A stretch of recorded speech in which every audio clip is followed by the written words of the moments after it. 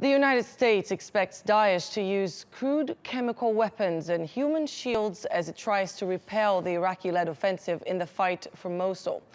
Meanwhile, a Peshmerga commander has said the operation to recapture the city could take up to 2 months, but even that time frame is considered modest by some estimates. And Alican is live for us now from Khazer near the front line. Alican, what's the latest on the fighting?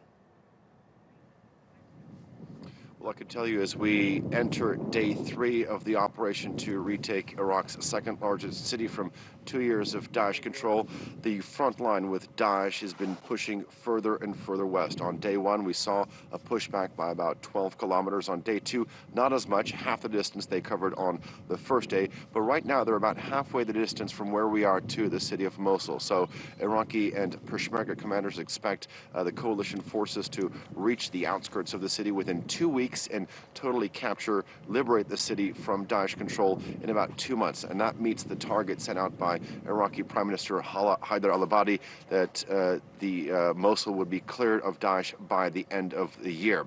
But in terms of the action here on this front, I can tell you that that parachute flares have been lighting up the night sky to see as this front moves further and further west, to see those escape routes that are being used by the Daesh terrorists, as well as drones have been flying up above us constantly for the past 3 days. And this is a critical point in terms of gathering that aerial intelligence. From this mountain where we're coming to you, Mount Zertak, we can tell you that most of the Katyusha rockets or the long-range artillery cannons have been moved further and further west because they're out of the range of the front line with Daesh now. And when we look at the plain below us, most of these villages, which have been populated by Christians and Yazidis 2 years ago, they've all been cleared of a Daesh presence. But the Kurdish Peshmerga are actually in there trying to clear all the IEDs, the booby traps, and the tripwires that they have left behind. So the front line clearly moving westward towards Mosul. Annalise?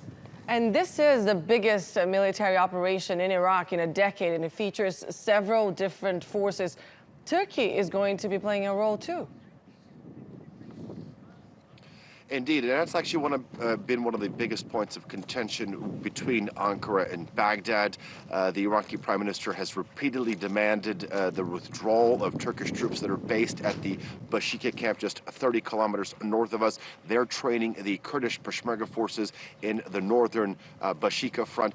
But right now, the defense minister of Turkey, Fikri Ishik, has come out and said that they've come to an agreement with the U.S.-led coalition that Turkish warplanes will also be used in the liberation of Mosul at some point, but we don't know when.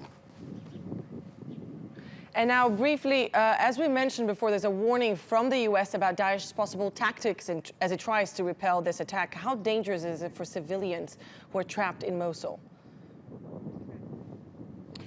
Well, there is a concern that the terrorist organization could be using chemical agents. When you look at the attack at the beginning of the month, they did prove that they used mustard gas. So experts are testing shell fragments to see if there are any traces of chemical agents. But experts don't believe that the organization, Daesh, will be able to produce large quantities at lethal amounts. But it's a very big concern, and you had also mentioned that innocent civilians could be used as human shields. So these are all very big concerns that experts and commanders will be looking at as the front line moves further and further west. All right, Alican Ayanlar, thank you very much for that update.